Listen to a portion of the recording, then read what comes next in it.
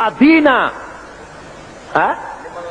লিমান লা সালাত আলাইহি, যার কাছে নামাজ নাই তার কাছে ঈমান নাই। সুতরাং নামাজ হলো দ্বীনের খুঁটি, ইমাদুদ্দিন, দ্বীনের পিলার। পিলার নাই তো আপনার ছাদ হবে কেমনে, ঘর বাড়ি হবে কেমনে? হইতে পারে? পিলার ছাড়া ঘর বাড়ি হয়? হতে পারে না। সুতরাং নামাজ প্রতিষ্ঠা যে গভর্নমেন্ট করে না, ভালো কাজের আদেশ করা এবং অন্যায়ের প্রতিরোধ যে করে না, তার সেই গভর্নমেন্টের অধিকার নাই যাকাত বোর্ড গঠন করে যাকাত আদায় করার। জোরে বলেন, অধিকার আছে? কোন অধিকার নাই। ভালো কাজের আদেশ করা তো দূরের কথা, অন্যায়ের প্রতিরোধ তো দূরের কথা। বর্তমান গভর্নমেন্টের সময় সবচাইতে বেশি অবৈধ কার্যকলাপ বেশি ঘটেছে, বলেন ঠিক কিনা?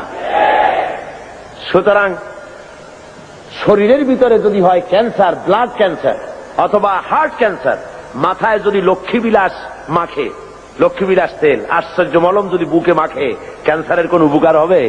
হবে না। দেশটারে বেহায়ামি, অশ্লীলতা, মদ, জুয়া, জেনা, ব্যভিচার, সুদ, ঘুষ দিয়ে ভরে ফেলানো হয়েছে। সুতরাং আপনার এই যাকাত বোর্ড গঠন করে এই দেশকে ভালো বানাবার কোন উপায় হতে পারে না। সেই জন্য রাসূল বলেছেন, ইসলামী গভর্নমেন্টের হক হলো যাকাত আদায় করবে। যদি কেউ না দেয় তাহলে জবরদস্তি করে আদায় করবে।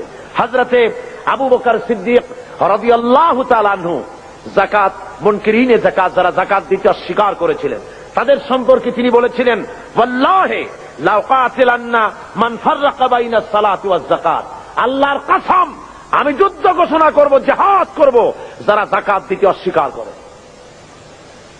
অর্থাৎ কাফেরদের বিরুদ্ধে জিহাদ করা যেমন ফরজ মনে করি, অনুরূপ ভাবে আমি যারা যাকাত দিতে অস্বীকার করে তাদের বিরুদ্ধে জিহাদ ঘোষণা করতে, জিহাদ করা আমি ফরজ মনে করি। সুতরাং মুসলমান সমাজের মধ্যে, ইসলামী সমাজে যাকাত গভর্নমেন্ট আদায় করে, জনগণের অভাব প্রয়োজন মিটায় দেয়। কেউ 10 তলায় বাস করবে আর কেউ গাছতলায় থাকবে, এই সিস্টেম ইসলামের কাছে নাই।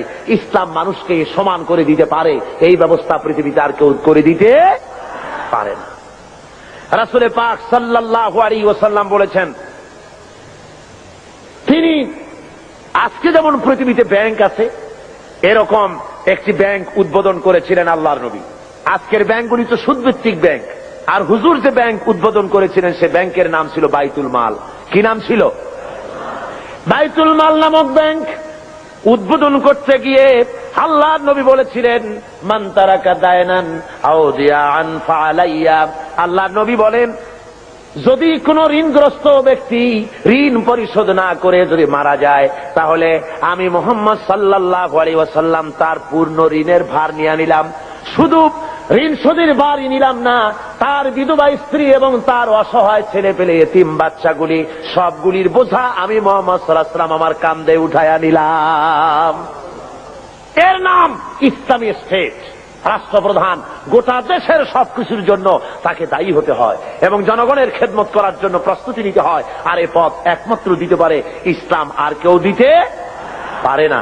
সেই জন্য ইসলাম এই যাকাতের ভিত্তিতে, যাকাত ব্যবস্থার মাধ্যমে জনগণকে ইসলামের পথ দেখিয়েছে, তাদেরকে অভাব অভিযোগ দূর করেছে, খাওয়া পড়া, শিক্ষা, চিকিৎসা, বাসস্থানের গ্যারান্টি দিয়েছে। এই ব্যবস্থা আর কেউ দিতে পারে না।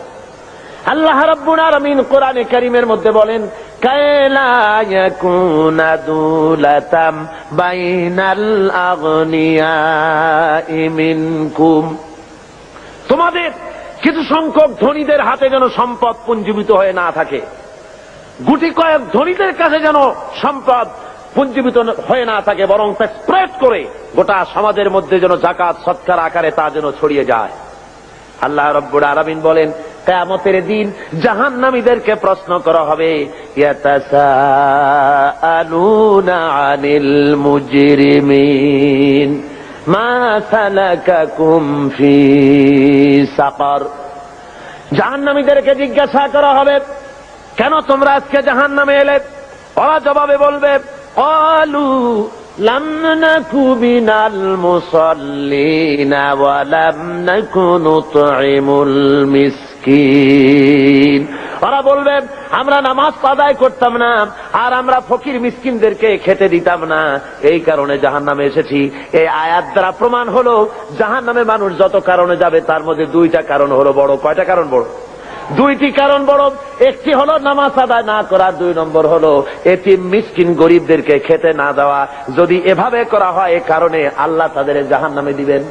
আল্লাহ রাব্বুল আলামিন বলেন আরাআইতাল্লাযী ইউকাযযিবু বিদ্দীন। পড়েন সবাই, আরাআইতাল্লাযী ইউকাযযিবু বিদ্দীন ফাযালিকাল্লাযী ইয়াদুউল ইয়াতীম ওয়ালা ইয়াহুদ্দু আলা তুআমিল মিসকিন ফাওয়াইলুল লিল মুসাল্লিন আল্লাযীনা হুম আন সালাতিহিম সাহুন আল্লাযীনা হুম ইউরাউনা ওয়া ইয়ামনাউনাল মাউন।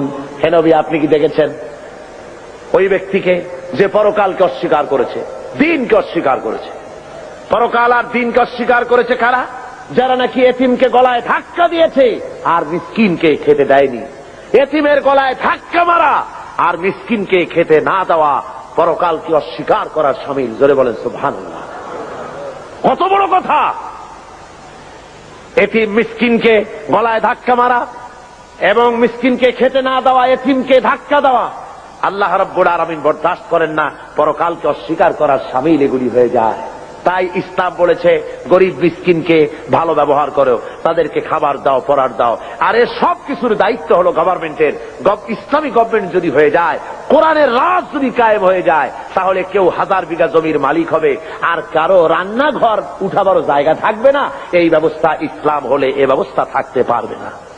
সুতরাং শহরের দেশের সবচাইতে ভালো বাড়িটিতে প্রেসিডেন্ট থাকবেন, ভালো ভালো বাড়িগুলিতে মন্ত্রীরা থাকবেন, জেলার সবচাইতে ভালো বাড়িতে কমিশনার বা ডিসি থাকবেন, আর জনগণ থাকবে কুড়ে ঘরে, থাকার জায়গা নাই। Kamalapur rail station, Chittagong rail station, স্টেশনে কোন রকম করে মাথা গুজে থাকবে।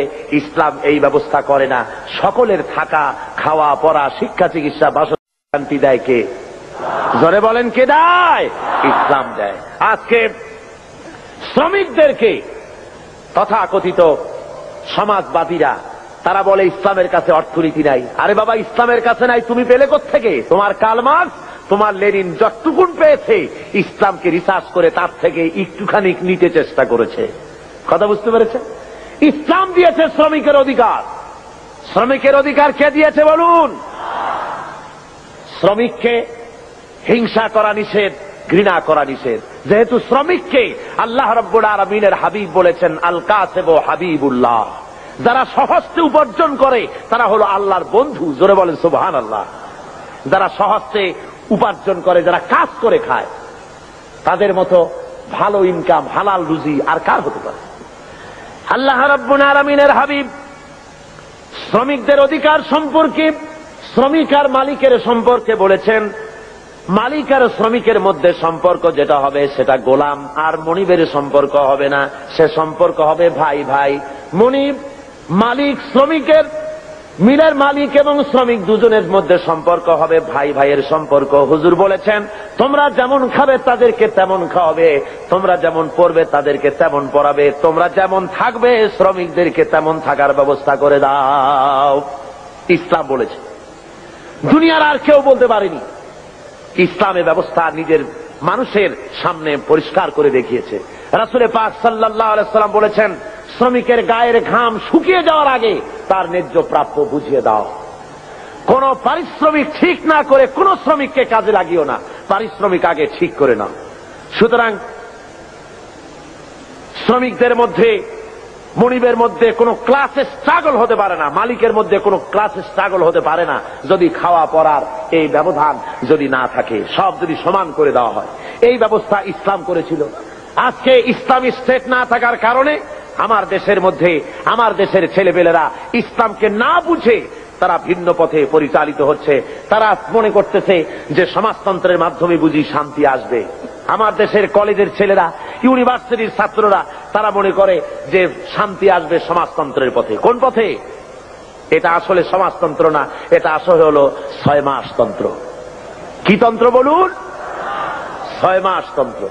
ওরা বলে কমিউনিজম, আসলে কমিউনিজম নয়, এটার নাম আসলে হলো কমিউনাইজম। আসলে এটার নাম কি? অর্থাৎ এর চাইতে পচা মতবাদ, এর চাইতে মানবতা বিধ্বংসী মতবাদ আল্লাহর জমিনে আর একটাও হতে পারে না। পৃথিবীতে মানবতা বিধ্বংসী মতবাদ 2টা। জোরে বলেন কয়টা? একটা হলো পুঁজিবাদ আর একটা হলো সমাজবাদ। এই 2টি মতবাদ গোটা দুনিয়ার মানুষকে জ্বালিয়ে পুড়িয়ে শেষ করে দিল। ওই সেদিন লোকেরা বলল যে এইবার দুনিয়ায় শান্তি হবে। কেমনে শান্তি হবে? কয় যে দুনিয়ার 2 মহাশক্তির 2জন শান্তির পায়রা ওয়াশিংটনে মিলিত হচ্ছেন। একজন রাশিয়ার গর্বাচেভ আর একজন কি আমেরিকার রোনাল্ড রিগান। বললেন যে এইবার পৃথিবীতে শান্তি হবে। ওরা হলো শান্তির পায়রা। আমি বললাম ওরাই যদি হয় শান্তির পায়রা, তাহলে পৃথিবীতে অশান্তির শকুন হবে কারা? গোটা দুনিয়াকে জ্বালিয়ে পুড়িয়ে মেরেছে এরা, এই 2 শক্তি। জোরে বলেন ঠিক কিনা? গোটা বিশ্বকে জ্বালিয়ে পুড়িয়ে শেষ করেছে তারা। মাঝারি পাল্লার ক্ষেপণাস্ত্র তারা বন্ধ করতে এসেছে, অর্থাৎ অস্ত্র বেশি হয়ে গেছে, এখন বন্ধ করা ছাড়া পথ কি? পোড়ায় ফেলা ছাড়া পথ কি? নদীতে ডুবাই দেওয়া ছাড়া পথ কি? গোটা দুনিয়ার সমস্ত গরিব রাষ্ট্রগুলিকে পায়ের তলে রেখে তারা শাসন করবে, শোষণ করবে, এটাই হলো তাদের কাজ। আর এভাবে তারা অগ্রসর হতে থাকে। রাশিয়ার সমাজতন্ত্রীরা বলেছে সব সমান করে দেবে। ওরা পারবে সমান করতে? গর্বাচেভের বউ যখন, গর্বাচেভের বেগম রাইসা যখন ওয়াশিংটনে যখন নামলেন প্লেন থেকে, সাংবাদিকরা লিখছেন যে তার যে অর্নামেন্টস, তার যে কাপড় চোপড় শরীরে লাগানো ছিল, তা দেখে যুক্তরাষ্ট্রের বড় বড় ধনীদের স্ত্রীরা নিজেদেরকে তাদের সামনে নিতান্ত গরিব বলে মনে করবে। সমান করতে সে। তবে একটা কথা বলেছেন উনি, গর্বাচেভ যখন নামলেন সিঁড়ি থেকে, তখন একটা কথা বলেছেন। সাংবাদিকরা জিজ্ঞেস করেছেন এই বৈঠক আপনি কি মনে করেন, এই বৈঠক সম্পর্কে? উনি বললেন বৈঠককে আমি খুব ভালো মনে করি। আমি মনে করতেছি যে বৈঠক ঈশ্বর আমাদের সহায় হবেন, ঈশ্বর আমাদের সহায় হবেন। দুনিয়ার পত্র পত্রিকাগুলি কমেন্ট করলো।